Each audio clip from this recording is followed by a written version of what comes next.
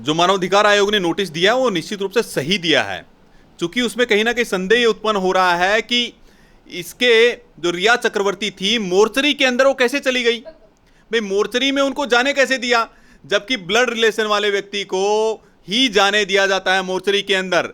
रिया चक्रवर्ती वहां कैसे उपस्थित हुई और उनकी बहन मीतू सिंह को क्यों नहीं बुलाया गया, तो ये कहीं ना कहीं संदेह उत्पन्न कर रहा था, इसलिए मानवाधिकार आयोग ने ये नोटिस दिया है।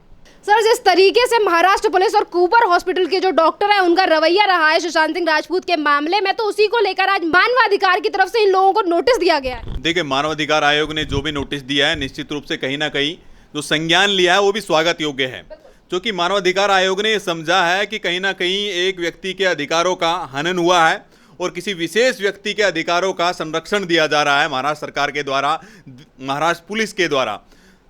और जो वहाँ के जो डॉक्टर्स हैं, कूपर हॉस्पिटल के डॉक्टर हैं, उनसे वो पूछ रहे हैं कि क्या आखिर सुशांत सिंह राजपूत का कोई मानवाधिकार था कि नहीं था, क्या उनको ह्यूमन राइट थे, क्या उनको राइट था कि नहीं।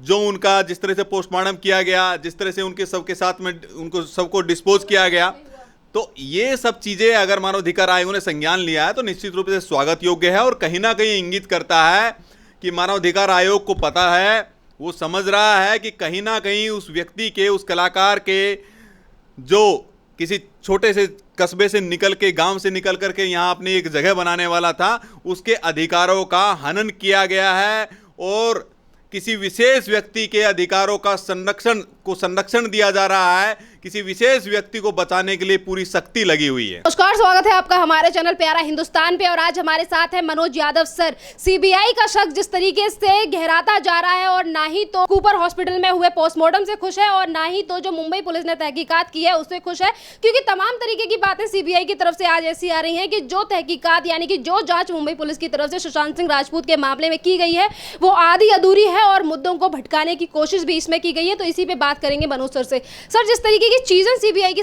सामने आ रही हैं और सीबीआई जो पोस्टमार्टम हुआ था उससे पूरी तरीके से संतुष्ट नहीं है। देखिए, सीबीआई की जांच आखिर क्यों हुई, सीबीआई की आखिर जांच क्यों करनी पड़ी, आखिर क्यों सुशांत सिंह राजपूत के परिवार को और पूरे हिंदुस्तान के आवाम को सुप्रीम कोर्ट की तरफ देखना पड़ा, उसके पीछे की मंशा समझनी चाहिए। सीबीआई की जांच इसलिए हुई क्योंकि वहां पर मुंबई पुलिस विफल हो चुकी थी। सीबीआई की जांच इसलिए हुई क्योंकि वहां पोस्टमार्टम जो हुआ वो फेक था। सीबीआई की जांच इसलिए हो रही है क्योंकि वहां पर जो भी जांच प्रक्रिया चल रही थी वो पूर्णतः कागजी कार्रवाई हो रही थी, किसी विशेष व्यक्ति या किसी बहुत बड़े गिरोह को बचाने का प्रयास किया जा रहा था। आपने देखा होगा जिस तरह से उनका पोस्टमार्टम किया गया, रात में ही उनका पोस्टमार्टम करा दिया। किसी व्यक्ति की कभी भी मृत्यु होती है तो उसकी बॉडी को सुपुर्द किया जाता है उसके परिवार को। सुशांत सिंह राजपूत की बहन मुंबई में ही थी, वहीं पर थी नीतू सिंह, आखिर उनको सुपुर्द क्यों नहीं किया गया और आनन फानन में उनका पोस्टमार्टम करके क्यों आखिर उस बॉडी को डिस्पोज किया गया। ये इसके पीछे सोची समझी साजिश है और कहीं ना कहीं संदेह उत्पन्न करती है कि इसके पीछे कोई व्यक्ति है और उस व्यक्ति के पीछे कितनी बड़ी शक्ति खड़ी हुई है जो इस पर पर्दा डालने का काम कर रही है। मैं पूछना चाहता हूं, जिस तरह से उनके चारित्रिक हनन किया जा रहा है सुशांत सिंह राजपूत का, उनको नशेड़ी और गंजेड़ी बताया गया, बाइपोलर डिसऑर्डर का शिकार बताया गया। देखिए, मुझे ये बताइए कि जो नीरज उनका जो रसोइया था, ये पूछना चाहता हूं कि ऐसा तो नहीं है कहीं कि उसके अंदर कुछ मिला करके उनको नशीला पदार्थ दिया गया और फिर उनको टांग दिया गया और उसके बाद में उतारा गया। एक भी फुटेज नहीं है उनकी किस तरह से उनको पंखे से उतारा गया या कहां से उतारा गया और कौन सी रस्सियां थी, ये फुटेज अभी तक सामने नहीं आया। दूसरा विषय, संदेह कहां उत्पन्न करता है। जिस चाबी की बात कर रहे हैं, ऑटोमेटिक लॉक थे, इलेक्ट्रॉनिक लॉक थे। भाई, इलेक्ट्रॉनिक ऑटोमेटिक लॉक के अंदर मैं पूछना चाहता हूं कि जिस चाबी वाले को लॉकडाउन में क्या होता है, चाबी बनाने वाले कहां रोड के किनारे बैठते हैं। उस व्यक्ति को घर से उठाया गया रातों रात, उस व्यक्ति को लाया गया, लेकिन कहीं पर भी अभी तक मुंबई पुलिस ये फुटेज नहीं दिखा पाई है या उन फुटेज को डिलीट कर दिया है कि कहां पर कब उन्होंने ताला खोला, किस तरह से इलेक्ट्रॉनिक जो लॉक है वो खोला। तो ये कहीं ना कहीं ये साफ साफ जाहिर होता है कि कोई व्यक्ति है और उसके पीछे महाराष्ट्र सरकार की शक्ति है जो उनको बचाने का प्रयास कर रही है। निश्चित रूप से जो सीबीआई अभी जांच कर रही है, दूध का दूध पानी का पानी होने वाला है। जिस तरह की चैट उनके सामने आ रही है, आपने देखा होगा, रिया चक्रवर्ती, महेश भट्ट और आदित्य ठाकरे जी भी वहीं थे। आदित्य ठाकरे का अक्सर आना जाना था, इन बड़ी बड़ी पार्टियों में जाना, रात भर मौज मस्ती करना। देखिए, वंश नेपोटिज्म और फेवरेटिज्म के जिस परिवार से ये पार्टी जन्मी है, उस परिवार के ये कुलदीपक हैं, बाला साहब ठाकरे के। लेकिन कुलदीपक ऐसे हैं जो बाला साहब ठाकरे का नाम डुबो रहे हैं। इनके पिता ने तो डुबो ही दिया। मैं आपको एक किस्सा याद दिलाता हूं, एक इंटरव्यू चल रहा था, एक फुटेज थी, मैं अभी देख रहा था थोड़ी देर पहले। बाला साहब ठाकरे कहते थे, यदि मुझे लगेगा कि शिवसेना का कांग्रेसीकरण हो रहा है तो मैं उसी दिन ये दुकान बंद कर दूंगा। लेकिन क्या हुआ, इस पार्टी का कांग्रेसीकरण किया गया केवल सत्ता के लालच के लिए। बाला साहब के आदर्शों को, बाला साहब के जो सिद्धांत थे, उनको दरकिनार कर दिया गया। तो निश्चित रूप से ये सत्ता के लिए, सत्ता लोलुपता के लिए सब किया गया है और कुछ नहीं है। इसके पीछे बहुत बड़ा षड्यंत्र है और बहुत बड़ी बड़ी शक्तियां इसके पीछे, उनको बचाने का प्रयास किया गया है। सर, जिस तरीके से ड्रग माफिया का नाम सामने आ रहा है और रिया चक्रवर्ती की चैटें सामने आ रही हैं, जिसमें ये जिस तरीके से ड्रग माफियाओं से बात करती हुई सामने आ रही है कि कितनी बूंदें और या फिर ड्रग्स के नाम ये ले रही हैं, तो यहाँ पे सवाल ये भी है कि जिस तरीके से नाम लिया जा रहा है, सीबीआई की तरफ से भी कहा जा रहा है कि मतलब ड्रग्स माफिया की तरफ से, मतलब जो ड्रग्स सामने आ रहे हैं, ड्रग माफिया का नाम सामने है, उस एंगल से इस मामले में जांच क्यों नहीं हुई। और नार्कोटिक्स की टीम भी अब ये कह रही है कि रिया चक्रवर्ती को भी जल्दी बुलाना पड़ेगा इन्वेस्टिगेशन के लिए और उनके खिलाफ भी वो केस दर्ज कर सकते हैं। देखिए, यही तो सारे जो प्रश्न अभी उठ रहे हैं, सीबीआई के सामने आ रहे हैं और मीडिया के माध्यम से सब लोगों के सामने आ रहे हैं। देखिए, आखिर क्या चल रहा था वहां पर। जिस तरह से रिया चक्रवर्ती के जो रीजनरेट किए गए हैं व्हाट्सएप चैट, जो महेश भट्ट के साथ में, या इस तरह की जो गैंग है वो पूरी, और इसके पीछे बहुत बड़ा एक षड्यंत्र है। ये देखिए, इसके पीछे एक माफिया, जो ड्रग्स माफिया है, वो भी इसमें इन्वॉल्व है। हम लोग सिनेमा देखने जाते हैं, सिनेमा का मतलब क्या है, मूवी इस समाज का दर्पण होती है, समाज को दिखाती है। लेकिन ये लोग पूरे समाज को प्रेरित करते हैं, उनके लिए आदर्श होते हैं, चूंकि आइकन है, ये समाज के बहुत बड़े आइकन होते हैं।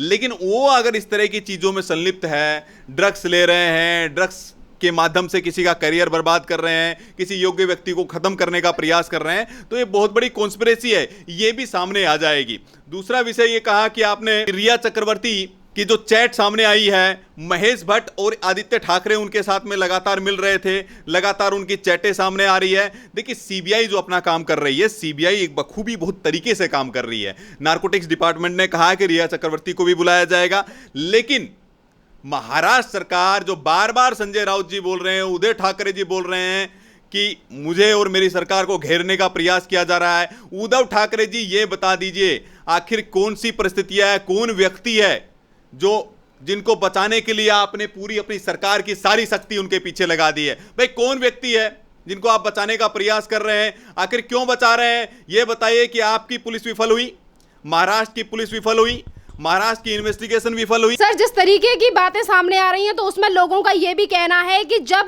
पूरे एंगल से जांच नहीं की गई है सुशांत सिंह राजपूत मामले में, तो आखिरकार किसको बचाने की कोशिश कर रही है। तो यहाँ पे लोगों की तरफ से ये भी कहना है कि जो ड्रग्स माफियाओं का नाम सामने आ रहा है, इन्हें बचाने की कोशिश कर रही है महाराष्ट्र सरकार।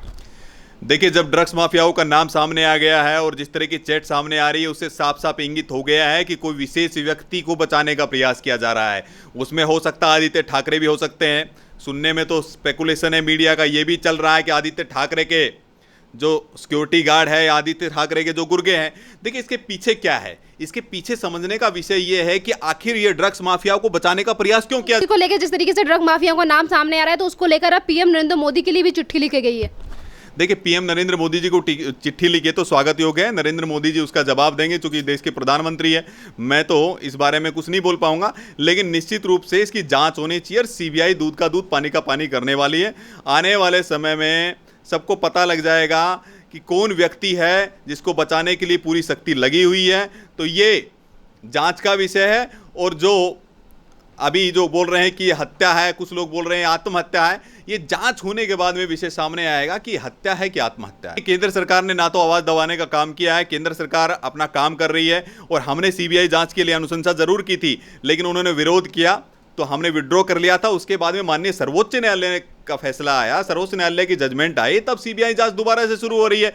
और देखिए उद्धव ठाकरे क्या है, उद्धव ठाकरे को पता है कि कहीं ना कहीं गिरेबान उद्धव ठाकरे सरकार के बड़े बड़े लोगों का गिरेबान मतलब कब्जे में आने वाला है और उनका गले की फांस बन गया है ये सुशांत सिंह राजपूत का केस। और उद्धव सरकार ने, आपने देखा होगा जिस तरह की जांच चली महाराष्ट्र के अंदर सुशांत सिंह राजपूत के केस में, तो बार बार इसको लटकाने भटकाने और अटकाने का काम किया गया, इसीलिए सीबीआई के पास गया। और दूसरा विषय यह है कि देखिए, और उद्धव ठाकरे सरकार का गिरेबान गले की हड्डी बन चुका है सुशांत सिंह राजपूत का केस, क्योंकि इसके पीछे बड़े बड़े लोग शामिल हैं, उनको बचाने का प्रयास किया जा रहा है। नहीं तो मैं ये पूछना चाहता हूं, मैं एक आम नागरिक होकर ये पूछना चाहता हूं कि आखिर क्या कारण था कि सुशांत सिंह राजपूत के केस में बार बार आप सीबीआई का विरोध करते रहे?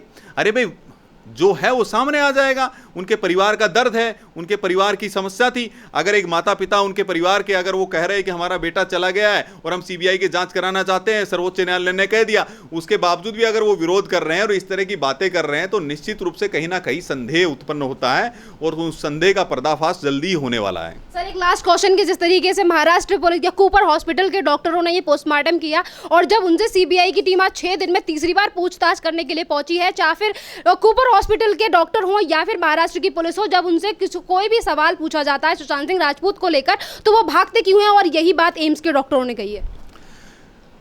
अब ये कूपर हॉस्पिटल वाले ही बता पाएंगे, लेकिन सीबीआई जिस तरह से बार बार उनको बुला बुला कर पूछ रही है, सीबीआई आखिर उनसे पूछताछ होने के बाद संदेह क्यों उत्पन्न हो रहा है? संदेह उत्पन्न इसलिए हो रहा है कि रात के अंधेरे में आप 12 बजे पोस्टमार्टम करते हैं, उनकी बहन नीतू सिंह वहां पर उपस्थित थी, तो उनको बॉडी सुपुर्द कर देना चाहिए था और आराम से तसल्ली से दिन के उजाले में ये पोस्टमार्टम होता, उनकी बॉडी उनको दी जाती। इतनी जल्दी डिस्पोज क्यों कर की जा रही थी? इसके पीछे क्या है? तो संदेह कैसे उत्पन्न होता है? संदेह इन्हीं कारणों से उत्पन्न हो रहा है। तो संदेह का कारण है और सीबीआई जो भी उनसे बोल रही है, सीबीआई उनसे पूछताछ कर रही है, दूध का दूध पानी का पानी हो जाएगा, लेकिन इसके पीछे बहुत बड़ी कॉन्स्पिरेसी है, बहुत बड़ा षड्यंत्र है। कोई विशेष व्यक्ति है जिसको बचाने के लिए महाराष्ट्र सरकार की पूरी शक्ति लगी हुई है। सर, एक लास्ट क्वेश्चन कि जिस तरीके से रिया चक्रवर्ती के जितने भी दोस्त हैं, चाहे वो संदीप सिंह हो और सिद्धार्थ पिठानी हो या फिर कुको हो या फिर गार्ड हो, इन सबसे जो पूछताछ कर रही है सीबीआई, डीआरडीओ गेस्ट हाउस में पूछताछ कर रही है, तो इन सब के बयान आपस में मैच नहीं खा रहे और उसके बाद जिस तरीके से ये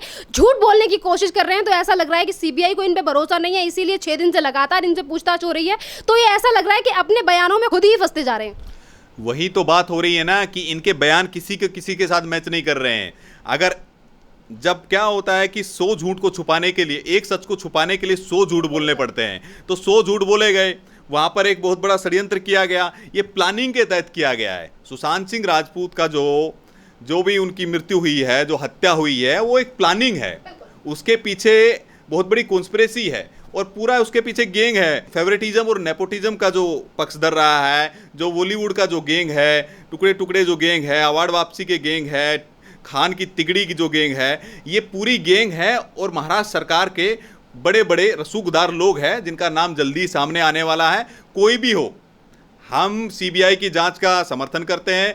हमें पूर्ण विश्वास है सीबीआई निश्चित रूप से दूध का दूध पानी का पानी करने वाली है और निश्चित रूप से सुशांत सिंह राजपूत की जो हत्या हुई है उसका जल्दी ही पटाक्षेप होने वाला है कि आखिर इस षड्यंत्र के पीछे कौन कौन व्यक्ति है, कौन कौन सा गिरोह काम कर रहा है। धन्यवाद सर।